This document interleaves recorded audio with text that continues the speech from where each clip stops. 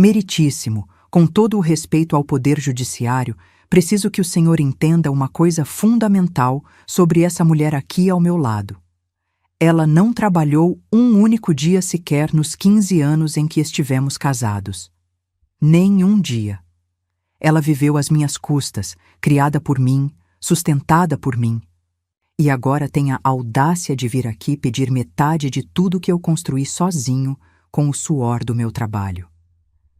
Eu ouvi cada palavra, cada sílaba. Senti cada uma delas pousar no meu peito como pedra jogada com precisão cirúrgica.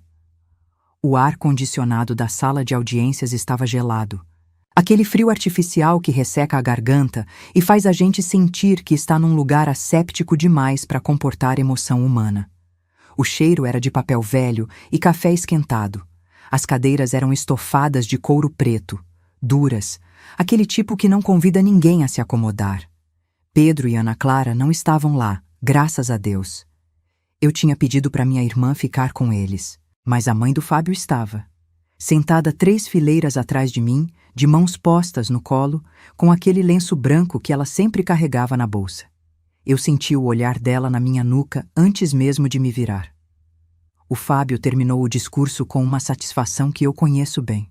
Aquela voz que infla, aquele peito que estufa, aquele sorrisinho de canto que aparece quando ele acha que ganhou. 15 anos ao lado desse homem me ensinaram a ler cada microexpressão do rosto dele como se fosse um livro aberto. E naquele momento eu vi tudo. A certeza absoluta de que eu não tinha nada, de que eu era exatamente o que ele tinha acabado de descrever para o juiz. Uma mulher que dependia dele. Uma mulher sem voz, sem provas, sem chão. O problema é que ele me conhecia muito bem em alguns aspectos, e não me conhecia absolutamente nada em outros.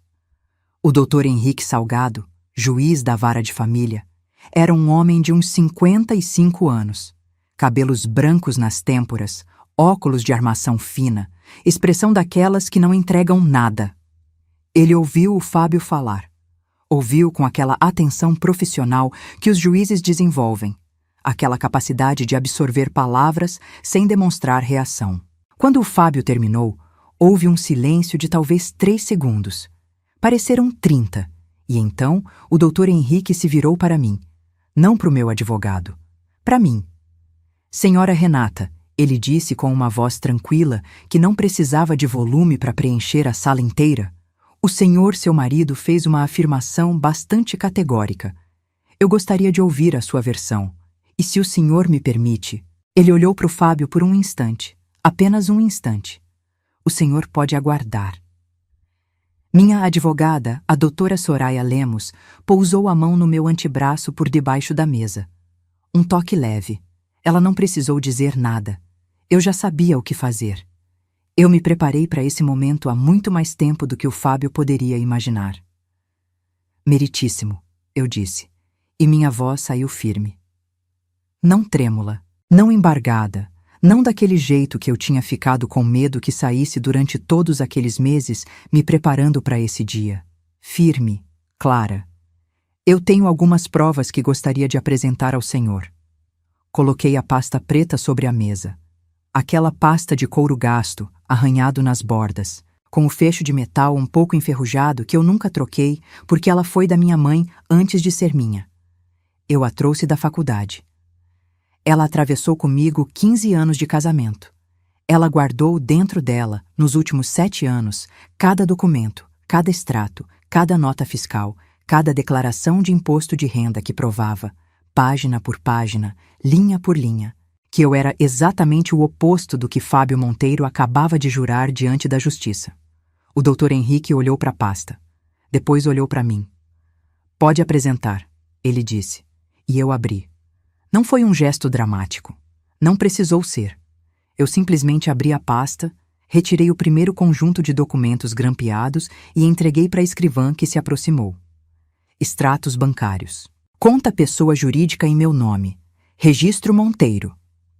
Contabilidade ME CNPJ ativo há 11 anos, nunca cancelado, nunca suspenso, contribuições ao INSS em dia, declarações de imposto de renda como profissional autônoma, renda tributável declarada todos os anos, notas fiscais emitidas, contratos de prestação de serviço assinados, clientes reais, dinheiro real, trabalho real. Fábio ficou quieto por uns 10 segundos.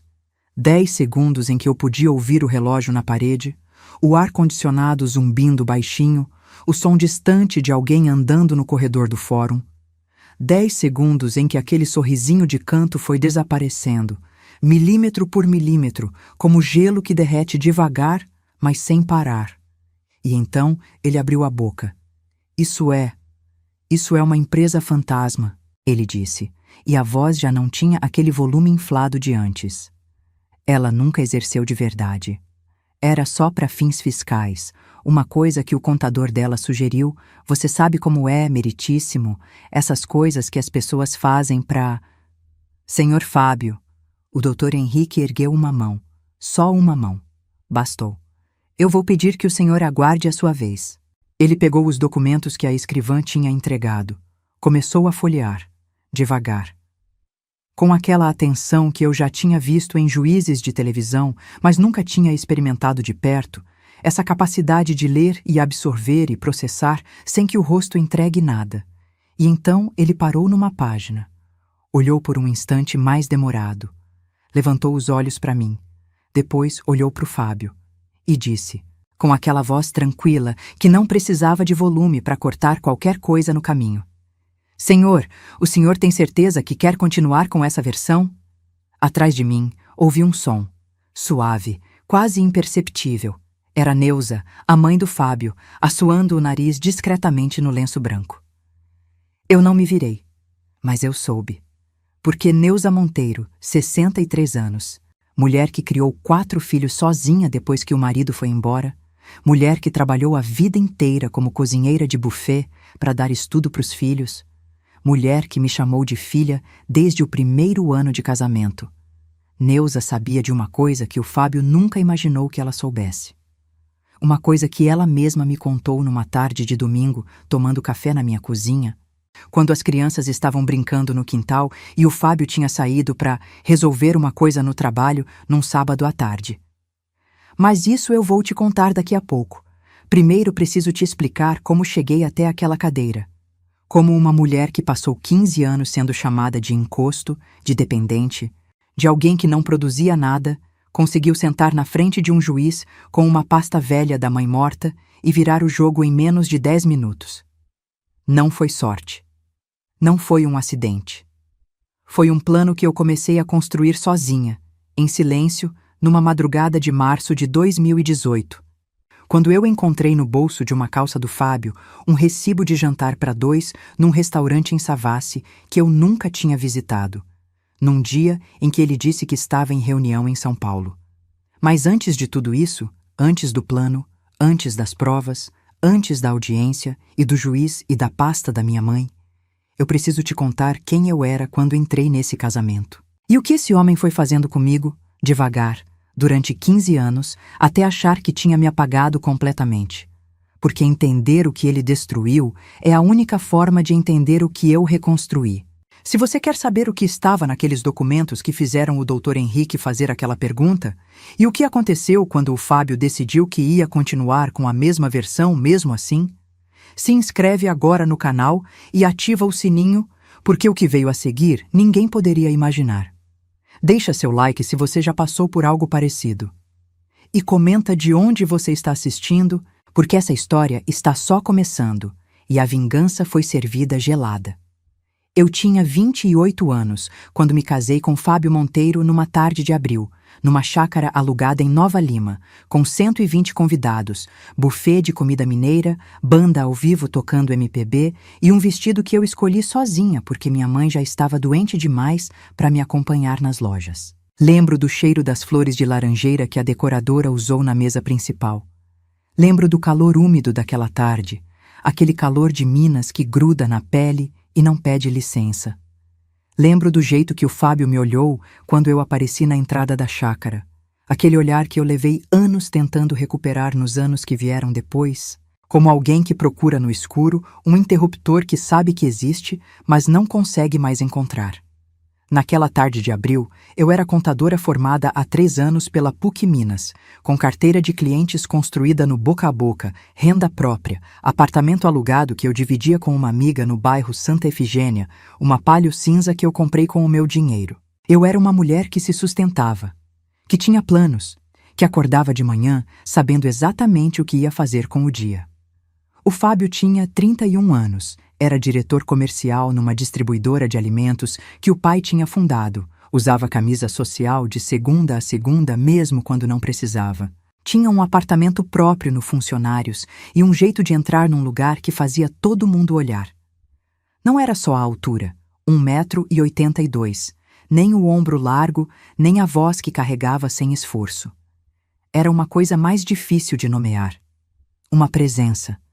Uma certeza de si mesmo que eu, na época, confundi com segurança de verdade. A gente se conheceu num jantar de aniversário de uma amiga em comum.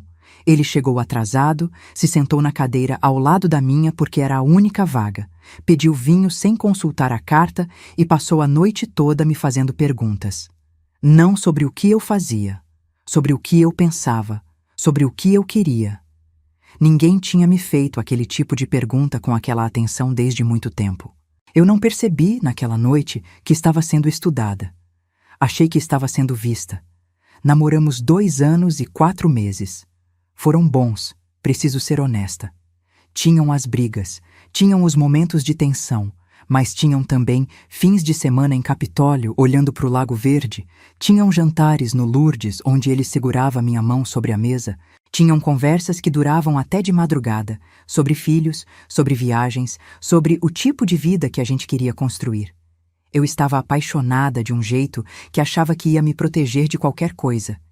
E então veio o casamento. E com o casamento veio a primeira sugestão. Renata, pensa bem. Meu salário dá pra gente viver bem. Você pode atender seus clientes à tarde, de casa, sem essa correria de escritório.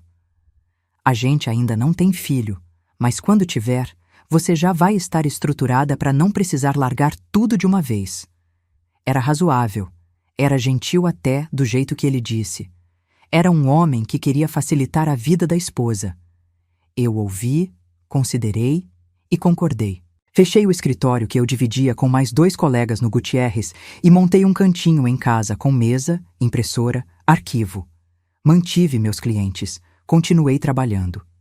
A diferença é que agora eu trabalhava invisível, dentro de 4 paredes, sem horário de chegada nem de saída, sem ninguém além de mim para saber o quanto eu produzia. Essa invisibilidade, eu entenderia anos depois, não foi um efeito colateral. Foi o projeto. O segundo passo veio 18 meses depois, quando nasceu o Pedro. E com o Pedro veio uma conversa diferente. Você vai querer ficar com ele, né? Não faz sentido pagar babá para trabalhar de casa, Renata. Seus clientes vão entender se você pausar por um tempo. Eu pausei. Era um bebê recém-nascido que cheirava a leite e dormia no meu peito e eu não conseguia imaginar deixar outra pessoa tomar conta dele. Eu pausei e achei que era uma escolha. Mas pausa que não tem data de retorno, combinada com alguém que não quer que você volte, não é pausa. É encerramento com outro nome. Quando Ana Clara nasceu, 3 anos depois do Pedro, eu já tinha ficado tanto tempo afastada dos clientes que retomar parecia reconstruir do zero. O mercado tinha mudado, os softwares tinham atualizado, os clientes que eu tinha antes tinham encontrado outros contadores.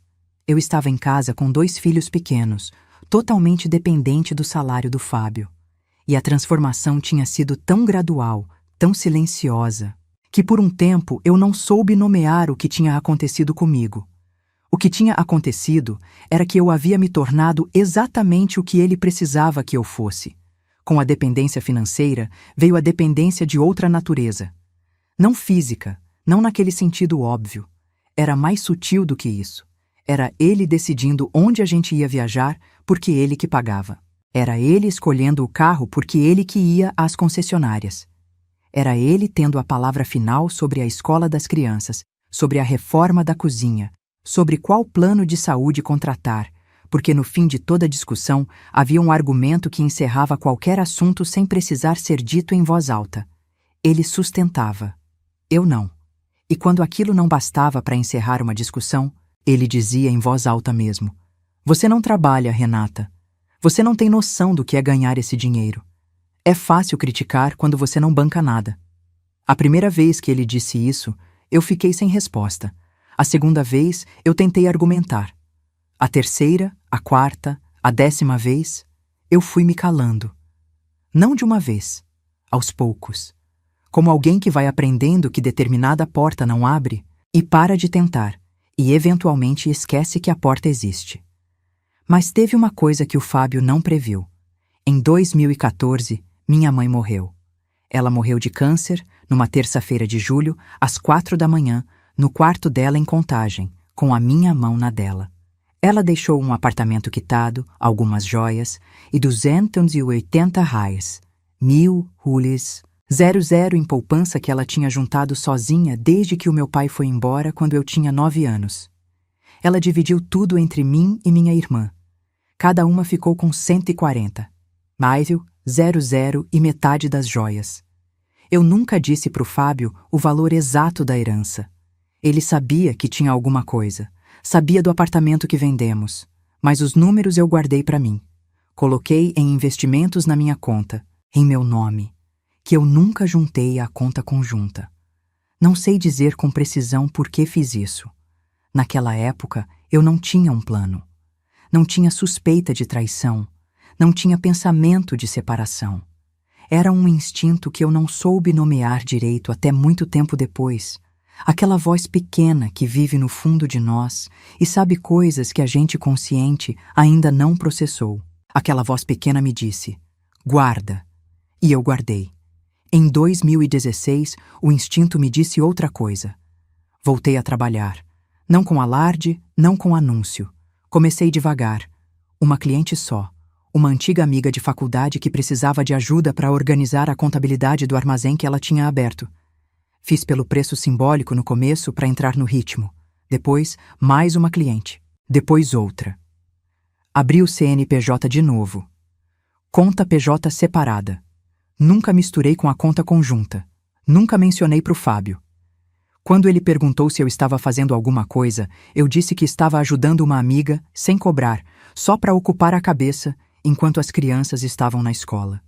Ele acreditou porque quis acreditar. Porque a versão de que eu não produzia nada era conveniente demais para ele examinar de perto. De 2016 até 2023, eu atendi 42 clientes. Emiti nota fiscal para cada um. Declarei cada centavo no imposto de renda. Juntei 380. 1.000 reais, 000 na conta PJ, fora os 140. 1.000 reais, 00 da herança que tinham crescido nos investimentos. Paguei sozinha a reforma do quarto das crianças quando Fábio disse que o dinheiro estava curto. Paguei sozinha a viagem de formatura do Pedro para Orlando porque Fábio disse que não era prioridade. Paguei sozinha o aparelho de Ana Clara, o violão do Pedro, os uniformes de judô, as festinhas de aniversário, os presentes de Natal quando ele chegou em dezembro, dizendo que dezembro tinha sido um mês difícil na distribuidora. Guardei cada comprovante.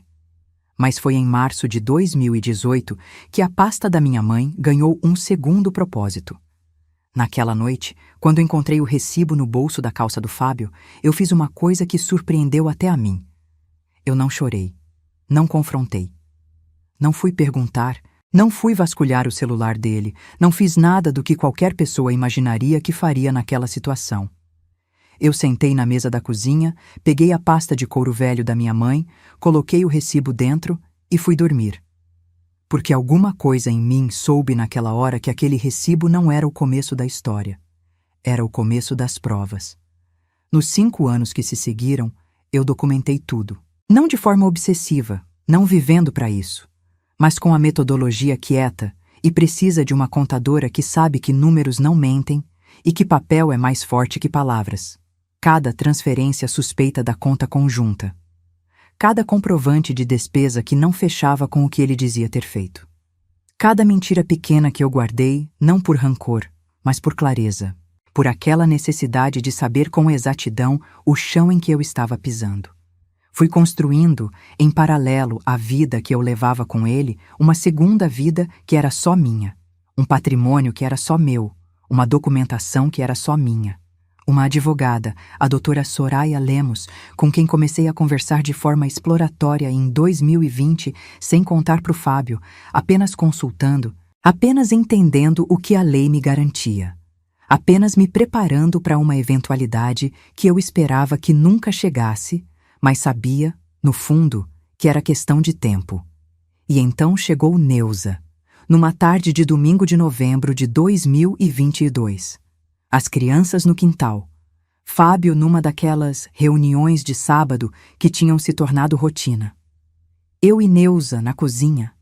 Ela tomando café com leite como sempre, eu cortando o bolo de fubá que eu tinha feito de manhã. E ela pousou a xícara, olhou para as próprias mãos por um instante e disse com a voz de quem carrega uma coisa pesada há tempo demais: Renata, você sabe que eu te considero como filha. E é por isso que eu preciso te contar uma coisa sobre o Fábio que eu fiquei sabendo pelo seu cunhado. Ai, o que Neuza me contou naquela tarde mudou a natureza da pasta da minha mãe. Não era só traição, era desvio. Sistemático, calculado, documentado pelos próprios registros da empresa que o pai do Fábio tinha fundado. Empresa que Fábio agora codirigia com o irmão, empresa cujas contas o cunhado tinha acesso e tinha percebido, ao longo de 2 anos, que o Fábio estava inflando despesas, desviando fornecedores, registrando viagens que nunca aconteceram. 290, 1000 naires, 00 que o cunhado tinha calculado de forma conservadora.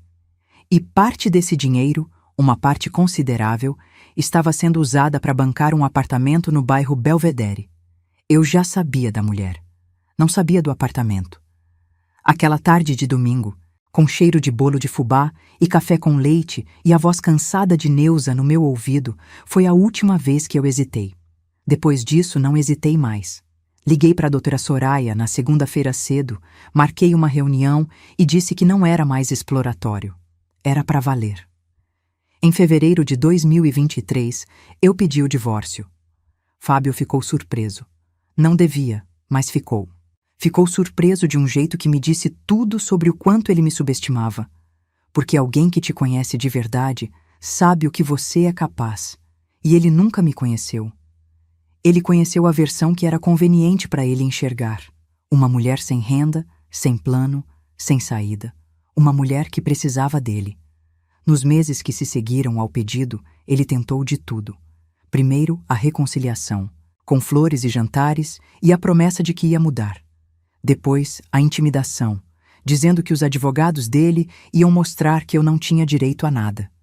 Depois o veneno, contando para as nossas amigas em comum que eu estava tendo uma crise, que eu estava exagerada, que a culpa era minha por ter me isolado. Tentou me fazer sentir pequena de um jeito diferente agora. Tentou me fazer sentir que eu estava cometendo um erro enorme, que eu ia me arrepender, que eu não ia conseguir me sustentar sozinha. Cada vez que ele dizia isso, eu pensava na pasta. E numa tarde de outubro de 2023, depois de 8 meses de processo, a audiência foi marcada. E o Fábio decidiu que ia aparecer lá dentro com a versão mais humilhante que conseguia imaginar. Que eu não trabalhei um dia sequer. Que eu vivi às custas dele. Que eu era, em suma, nada. Ele disse isso para um juiz, na frente de 2 advogadas, de uma escrivã, de um promotor e da própria mãe dele sentada 3 fileiras atrás. E eu abri a pasta. A doutora Soraya tinha me avisado que a audiência de divórcio litigioso não é lugar para emoção. Ela disse isso na primeira reunião que tivemos, quando o processo virou para valer. Numa tarde de março de 2023, sentadas na mesa de vidro do escritório dela no Savassi, com 2 cafés que esfriaram sem que nenhuma das 2 tocasse. Renata, eu preciso que você entenda uma coisa desde já. O fórum não é o lugar onde você vai sentir. É o lugar onde você vai provar. Sentimento você guarda para depois. Prova você traz no papel. Eu ouvi e passei os 8 meses seguintes fazendo exatamente isso. A primeira fase foi organizar o que eu já tinha. 7 anos de extratos da conta PJ. 42 contratos de prestação de serviço. Notas fiscais emitidas, todas com CNPJ, todas com data, todas com valor. Declarações de imposto de renda de pessoa física, onde minha renda como autônoma estava declarada todo ano desde 2016. Recibos de pagamentos que eu fiz pela família, a reforma do quarto das crianças, a viagem do Pedro, o aparelho da Ana Clara, com os comprovantes de transferência saindo da minha conta PJ, não da conta conjunta. Cada um desses documentos era uma resposta para uma mentira que o Fábio ainda não tinha dito em voz alta, mas que eu sabia que ia dizer. Porque eu conheço esse homem. Conheço a estratégia dele. Conheço o jeito que ele opera quando se sente encurralado. Ele ataca antes que o outro possa se defender, e ataca pelo ponto que ele acha ser o mais fraco. Ele ia dizer que eu não trabalhei. Eu sabia disso desde o primeiro dia. Então eu me preparei especificamente para esse momento, com a precisão de quem não está reagindo a uma surpresa, mas respondendo a uma pergunta que sabia que ia vir. A segunda fase foi a parte mais delicada. Os desvios da empresa. O que Neuza me contou naquela tarde de domingo, eu não podia simplesmente levar para o processo sem respaldo. Palavra de sogra, por mais honesta que seja, não é prova jurídica. Eu precisava de outra coisa. Precisava do cunhado. Rogério Monteiro, irmão do Fábio, 42 anos, era um homem quieto. O tipo de homem que carrega desconforto por dentro sem mostrar para fora, que prefere resolver as coisas em silêncio a criar confronto. Ele sabia do que o Fábio estava fazendo na empresa há pelo menos 2 anos. Sabia e ficou quieto porque era irmão, porque era sócio, porque mexer nisso significava mexer na herança do pai que os dois tinham construído juntos. Mas Rogério também tinha me visto crescer dentro daquela família. Tinha me visto criar Pedro e Ana Clara. Tinha me visto ser diminuída em jantares de família enquanto sorria e servia o prato de todo mundo. Eu liguei para ele em abril de 2023. Liguei de tarde, quando sabia que ele estava no escritório e o Fábio não estava. Disse que precisava conversar. Ele ficou em silêncio por uns 5 segundos e então disse: "Pode vir." Fui ao escritório da distribuidora numa quinta-feira de manhã. Sentei na frente do Rogério, do outro lado de uma mesa cheia de papel, e fui direta. Disse que sabia dos desvios. Disse que não estava ali para destruir a empresa, nem para usar aquilo como arma num processo que podia ser feito de outro jeito. Disse que o que eu queria era simples, o que era meu de direito, o que a lei me garantia, a minha parte legítima do patrimônio construído durante 15 anos de casamento. E disse uma última coisa: "Rogério, as crianças são sobrinhos seus. O que você fizer ou deixar de fazer aqui vai afetar o futuro deles também." Não foi ameaça. Foi fato. E Rogério sabia disso melhor do que eu. Ele ficou olhando para a janela por um tempo. Depois olhou para mim e abriu a gaveta. O que ele me entregou naquele dia foi um relatório interno que ele mesmo tinha preparado ao longo de 2 anos, com datas, valores e registros contábeis que ele tinha preservado com cuidado de quem sabe que um dia vai precisar daquilo. 290.000 em desvios documentados. Despesas fictícias, fornecedores fantasmas, notas de viagem para destinos onde o Fábio esteve, sim, mas não a trabalho. Estava tudo ali, organizado com a meticulosidade de um homem que passou 2 anos convivendo com aquela informação e não sabia o que fazer com ela até alguém dar um destino. Eu peguei o relatório. Olhei para Rogério. "Obrigada", eu disse. Ele acenou com a cabeça sem dizer nada. E então, quando eu já estava levantando, ele falou uma coisa baixinho, quase para si mesmo. Meu pai trabalhava 16 horas por dia para construir essa empresa. Era isso que ele deixou de herança para a gente. E o Fábio usou para bancar apartamento diamante. Eu não respondi. Não tinha o que dizer que valesse mais do que o silêncio daquele momento. Levei o relatório para a doutora Soraya naquela mesma tarde. Ela leu tudo sem interromper, com aquela concentração de quem está transformando informação em estratégia em tempo real. Quando terminou, fechou o relatório, juntou as pontas dos dedos na frente do rosto e ficou quieta por uns 10 segundos. Depois disse: "Renata, você sabe o que isso significa, né?" Eu sabia. Significava que o Fábio não estava só traindo. Estava desviando o patrimônio que, por regime de comunhão parcial de bens, tinha parte que era minha também. Significava que os 290.000 desviados ao longo de 3 anos, parte dos quais foi parar no apartamento e nas despesas da amante, era um dinheiro que saiu de um patrimônio compartilhado. Significava que ele não estava apenas mentindo sobre o que eu era. Estava mentindo sobre o que ele tinha feito com o que era nosso. A doutora Soraya reorganizou a estratégia toda. A partir daquele momento, o processo não era mais só divórcio. Era divórcio com pedido de ressarcimento por dilapidação de patrimônio conjugal. Era uma coisa diferente. Era uma coisa que o advogado do Fábio, um homem chamado Dr. Augusto, que atendia num escritório espelhado no centro e cobrava 800 reais por hora, claramente não esperava. Soube disso porque a doutora Soraya me contou, com a discrição que a ética permite, que nas primeiras trocas entre os advogados, o tom do Dr. Augusto era de quem achava que estava num caso simples. Mulher sem renda pedindo metade dos bens. Roteiro conhecido. Desfecho previsível. Ele deve ter passado para a reunião de pauta e anunciado para a equipe. Caso tranquilo. Eu deixei ele acreditar nisso. Nos meses que se seguiram, enquanto os advogados trocavam peças e o processo andava no ritmo lento da Justiça de Minas, eu continuei minha vida. Levava Pedro e Ana Clara para a escola. Atendia meus clientes. Jantava com minha irmã nas sextas-feiras. Dormia com o pensamento no que estava por vir, não de um jeito ansioso, não de um jeito com medo, mas de um jeito que eu só consigo descrever como clareza.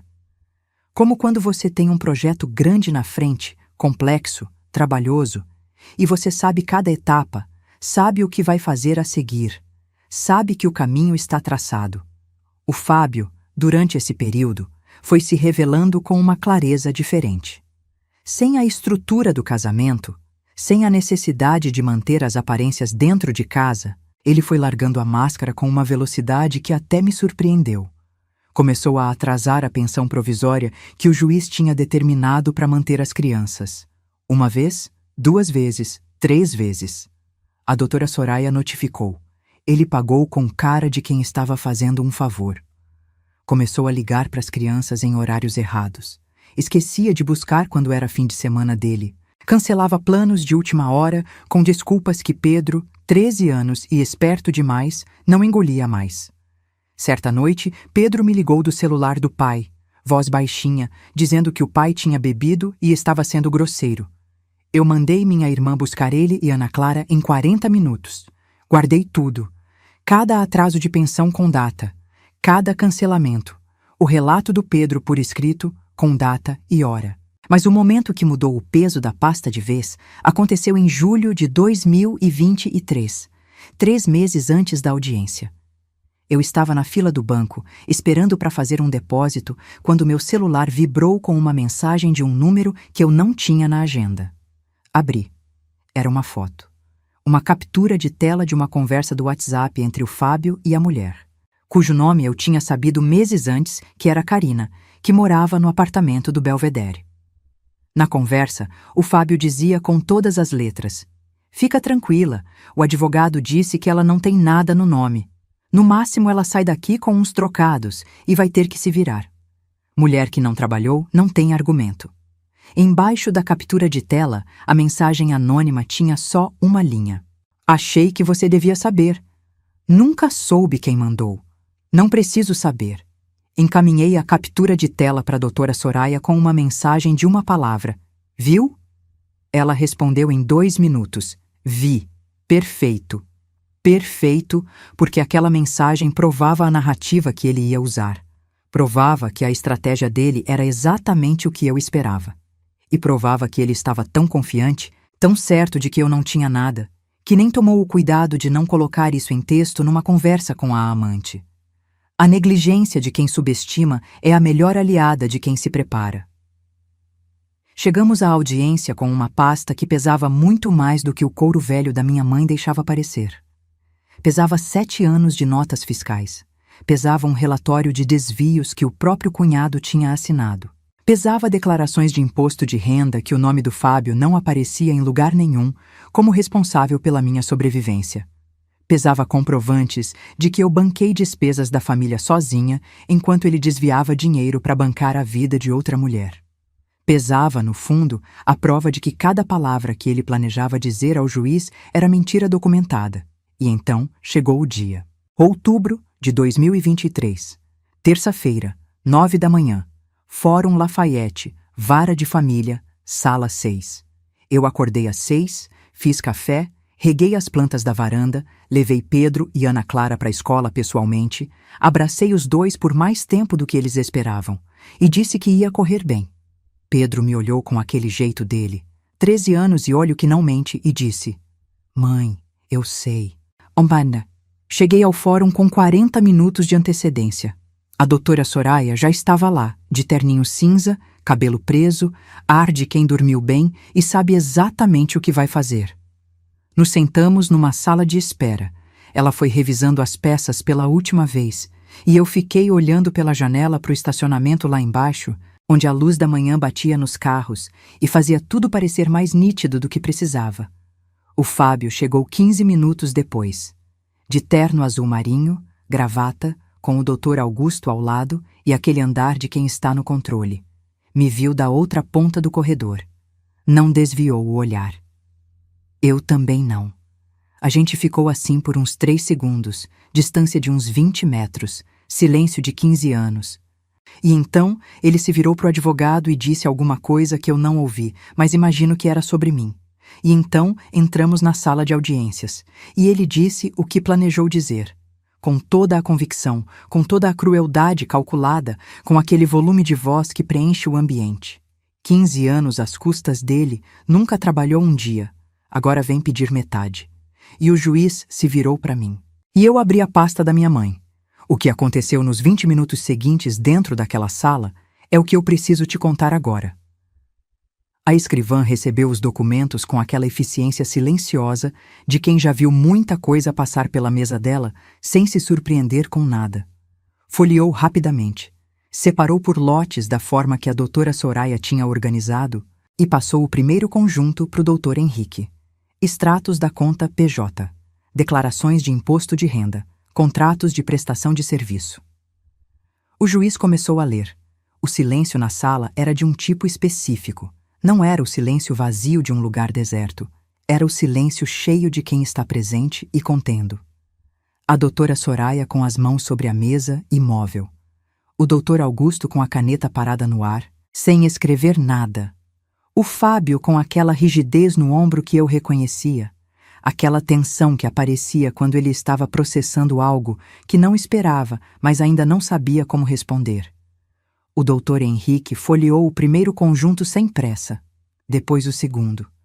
Quando chegou no terceiro, no relatório que o Rogério tinha preparado, ele parou. Leu uma página inteira sem virar. Depois, voltou a uma página anterior.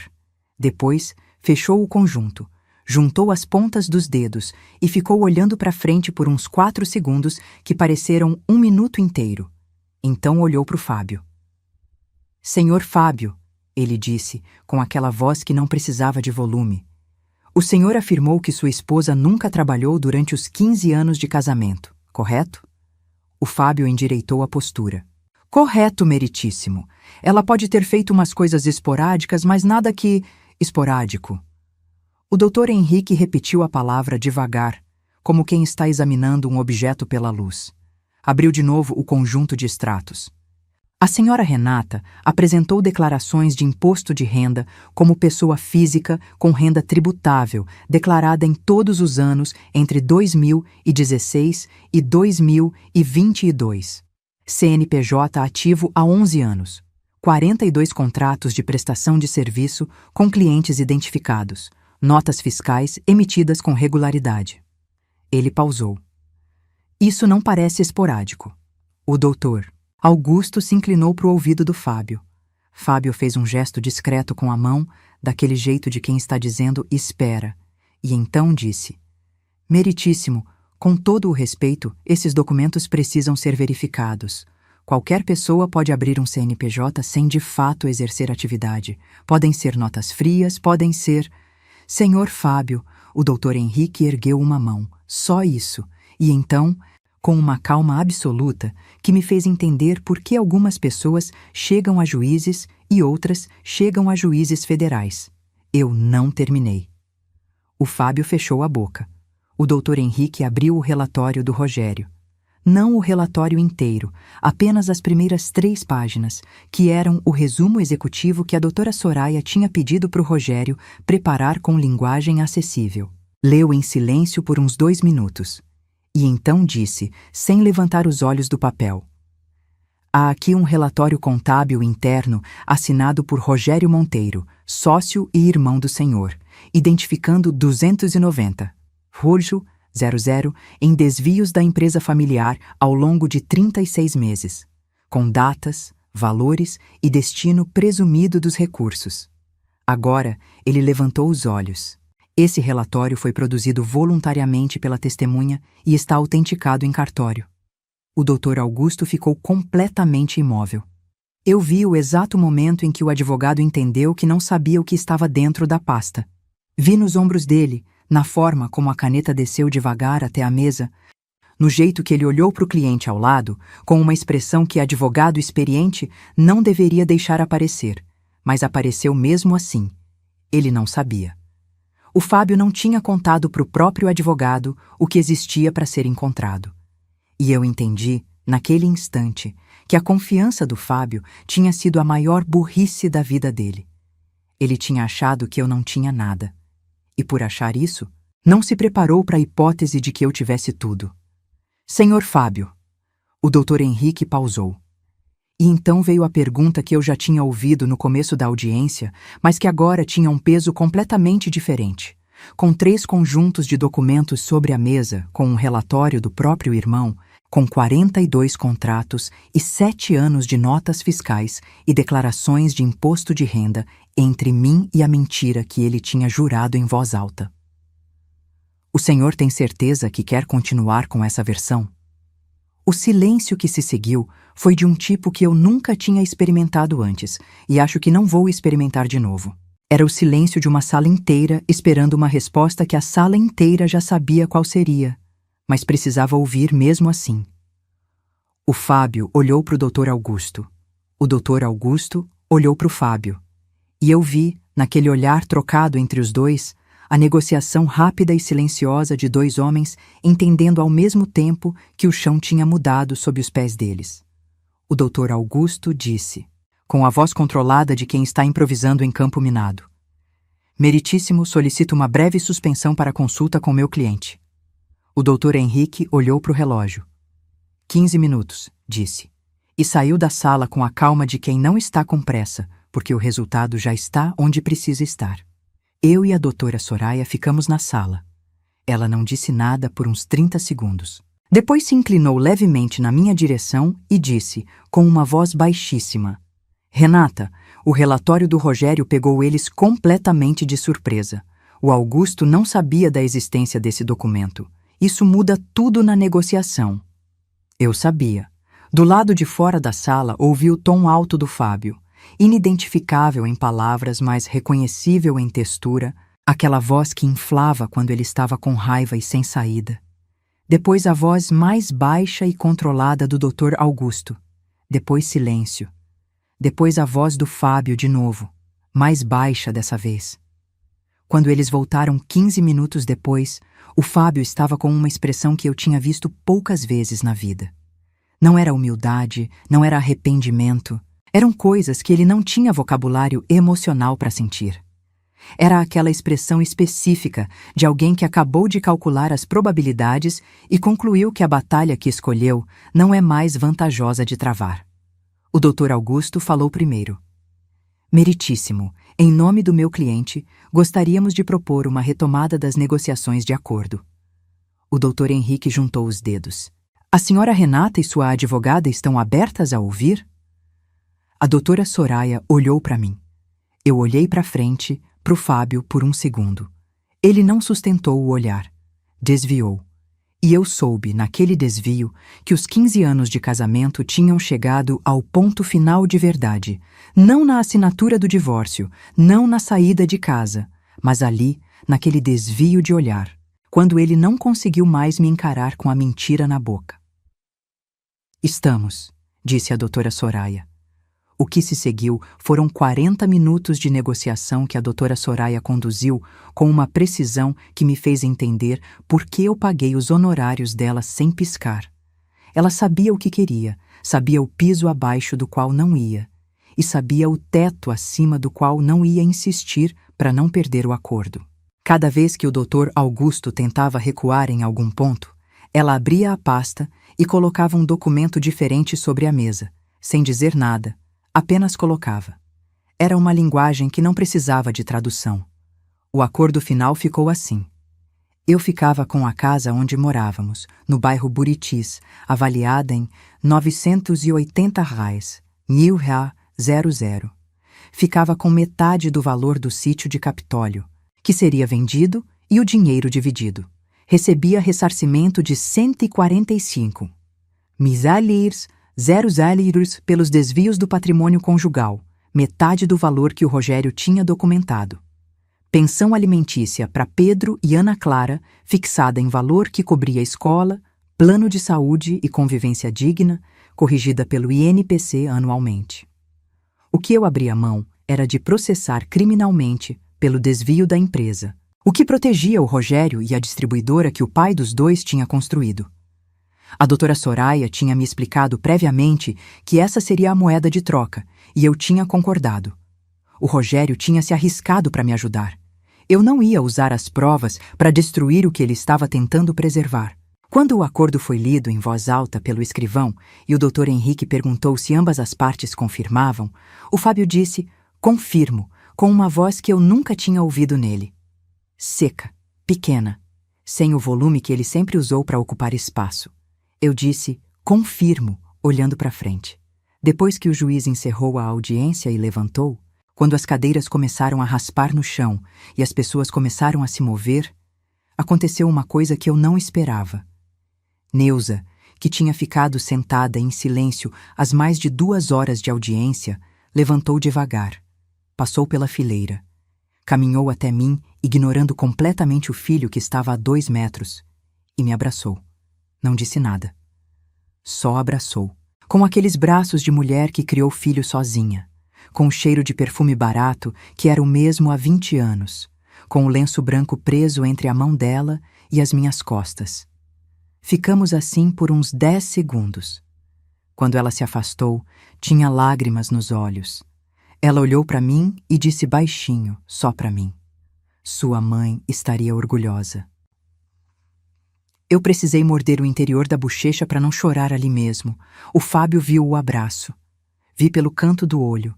Vi ele ficar parado, a 1,5 metros, olhando para a própria mãe escolher ficar do lado da ex-esposa.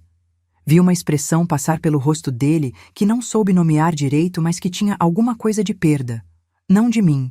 Acho que de mim ele já tinha me perdido dentro dele há muito tempo. Era outra coisa.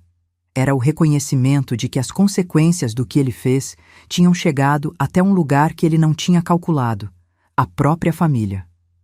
O Dr. Augusto tocou no braço dele. Eles saíram primeiro. Eu fiquei parada por mais um momento naquela sala de audiências, com o cheiro de papel velho e o ar-condicionado ainda gelado, e a pasta da minha mãe debaixo do braço.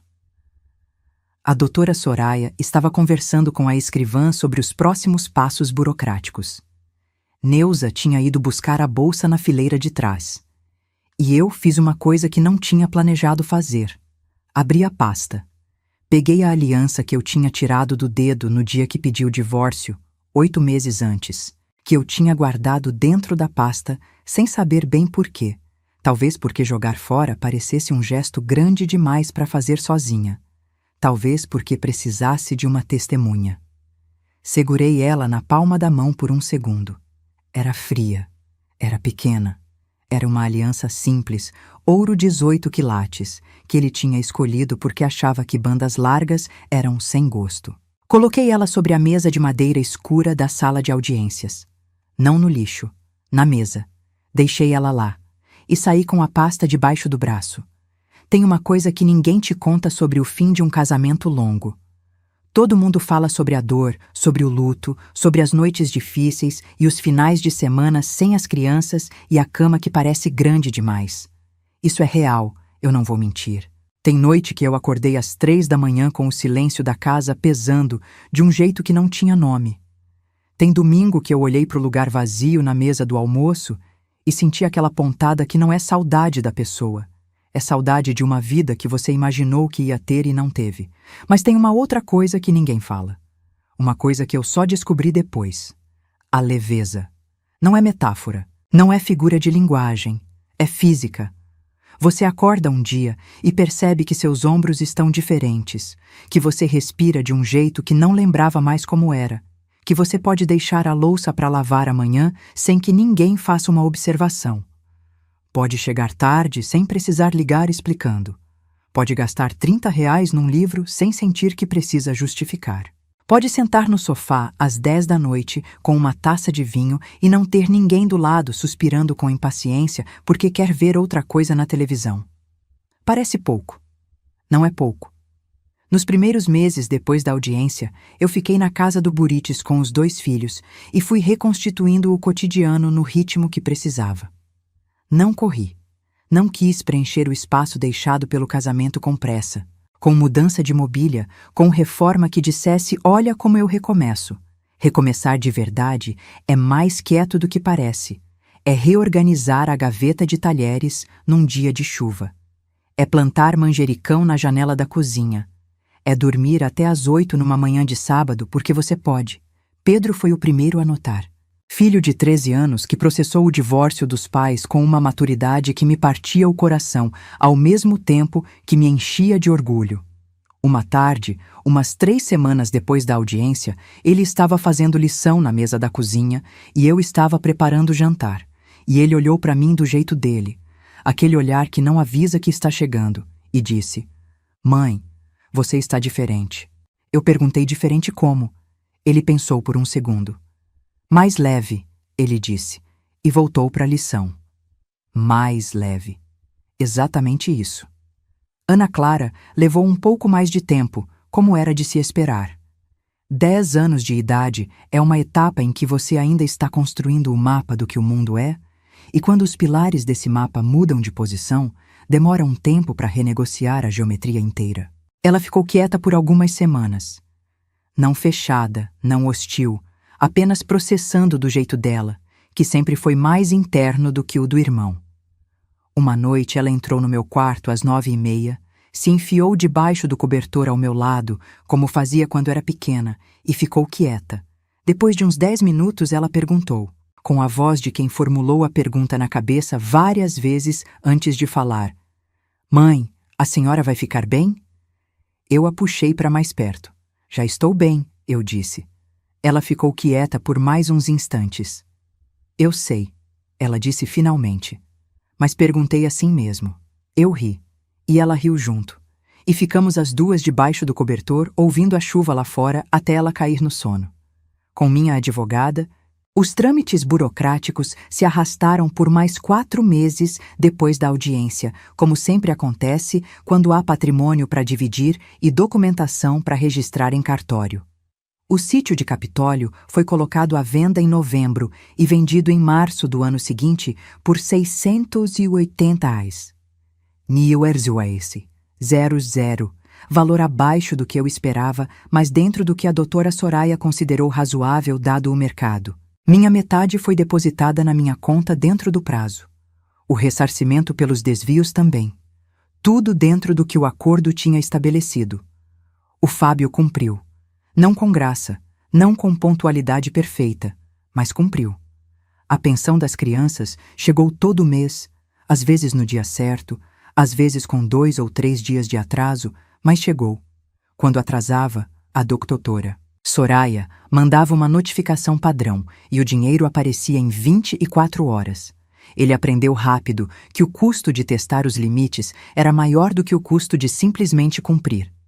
Soube pela Neuza, que continuou me ligando de vez em quando com aquela naturalidade de avó que não separa afeto de sobrenome, que o Fábio e a Karina ficaram juntos por mais 8 meses depois da audiência. A distribuidora passou por uma auditoria interna que o próprio Rogério solicitou e o resultado, que nunca foi a público, mas que chegou até mim em fragmentos, não foi bom para a posição do Fábio dentro da empresa.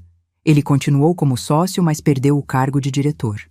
Soube que ficou um período trabalhando numa função menor, que chamava de reestruturação estratégica, quando precisava explicar para as pessoas, mas que na prática era a consequência direta de ter passado 3 anos desviando o que não era só dele. A Karina foi embora depois que o apartamento do Belvedere foi incluído como bem a ser avaliado no processo. Não ficou para ver o desfecho. Saiu quando as contas começaram a apertar e a figura que ela tinha investido o tempo dela deixou de ser a figura que ela tinha imaginado. Eu não senti satisfação com isso, ou melhor, senti por uns 2 segundos aquela fagulha de ela colheu o que plantou que qualquer ser humano honesto vai sentir em algum momento. Mas passou rápido, porque a verdade é que a Karina não era o problema, era um sintoma. O problema era o padrão de um homem que acreditava que as pessoas ao redor existiam para servir à narrativa conveniente dele, e quando paravam de servir, eram descartáveis. Esse padrão não mudou. Provavelmente não vai mudar. E isso não é mais um problema meu. Meu escritório cresceu. Isso eu preciso contar porque é a parte que mais me orgulha, mais do que a audiência, mais do que o acordo, mais do que qualquer coisa que aconteceu dentro do fórum naquela terça-feira de outubro. O escritório cresceu porque eu decidi, no começo de 2024, que não ia mais trabalhar invisível. Abri um perfil profissional, pedi indicação para alguns clientes antigos, fechei uma parceria com um escritório de advocacia trabalhista no Savassi que precisava de contadora de confiança. Em 6 meses, dobrei a carteira de clientes. Contratei uma assistente, uma menina de 22 anos chamada Isabela, esperta demais para ficar só sendo assistente por muito tempo, que eu já sei que em 2 anos vai querer montar o próprio negócio, e quando isso acontecer, eu vou ser a primeira a assinar como referência. Não escondo mais o que faço. Não escondo mais o quanto ganho. Não preciso mais de nenhuma dessas estratégias de sobrevivência discreta que eu desenvolvi durante anos de casamento com um homem que usava a dependência financeira como instrumento de controle. Sabe o que é mais estranho? A sensação de que essa mulher, a que trabalha com orgulho e não pede desculpa pelo que conquista, sempre esteve aqui. Não é uma mulher nova. É a mesma que existia antes de abril daquele ano em que casei. A mesma que pagou o próprio apartamento e o próprio carro e construiu carteira de clientes do zero. Ela não foi destruída. Foi comprimida. Ficou comprimida durante 15 anos num espaço cada vez menor, alimentada por fragmentos de reconhecimento próprio, esperando uma brecha. A brecha apareceu quando eu abri a pasta da minha mãe. A pasta está em cima da minha escrivaninha agora. Não guardo mais documentos dentro dela. Está vazia. Mas não me desfiz dela, não consigo. Ela ficou da minha mãe para mim, carregando provas de vida, e agora fica em cima da minha escrivaninha como alguma coisa que não preciso nomear exatamente, mas que reconheço toda manhã quando sento para trabalhar. Minha mãe criou 2 filhos sozinha, com o que ganhou cozinhando, costurando e fazendo conta de cabeça de tudo que entrava e saía da casa dela. Ela nunca teve escritório, nunca teve CNPJ. Nunca declarou renda porque a renda que ela tinha não passava pelos canais formais que o sistema reconhece. Mas ela foi, a vida inteira, a contadora mais precisa que eu conheci. Sabia até o último centavo de onde cada coisa vinha e para onde cada coisa ia. Sabia o valor do que ela produzia mesmo quando o mundo ao redor fingia não ver. Eu herdei isso dela. Não só o dinheiro da poupança que ela deixou.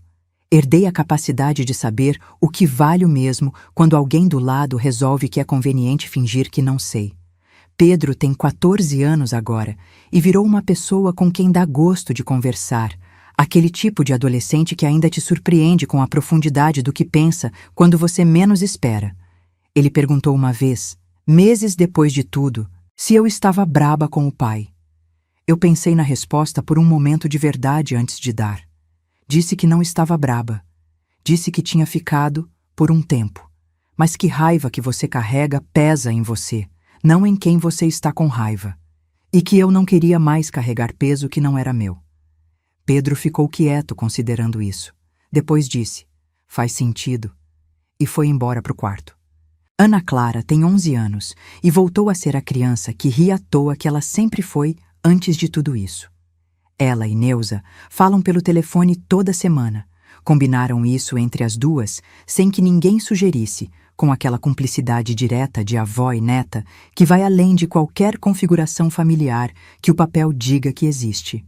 Neuza vem jantar na minha casa uma vez por mês. Traz bolo de rolo de uma confeitaria que ela conhece no Barreiro e fica até tarde tomando café e conversando sobre tudo que não é o Fábio.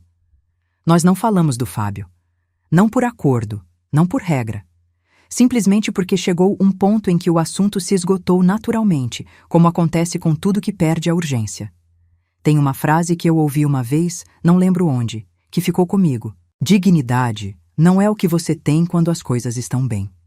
Dignidade é o que você preserva quando as coisas estão péssimas. É o que você mantém quando alguém do lado está investindo energia para te convencer de que você não tem valor. Eu preservei. Nem sempre perfeitamente, nem sempre sem custo, nem sempre sem aquelas noites de 3 da manhã em que o silêncio pesava. Mas preservei. E foi isso que me permitiu entrar numa sala de audiências com uma pasta velha da minha mãe morta e sentar na frente de um homem que jurou para um juiz que eu era nada e mostrar, página por página, que eu era exatamente o oposto. Não foi vingança o que eu senti naquele momento. Não foi triunfo. Foi uma coisa mais simples e mais profunda do que qualquer uma dessas duas palavras consegue carregar. Foi reconhecimento. O meu próprio. Por mim mesma. Depois de muito tempo.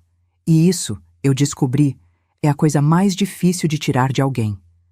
Você pode tirar dinheiro, pode tirar reconhecimento externo, pode tirar anos, pode tirar a versão que as pessoas têm de você.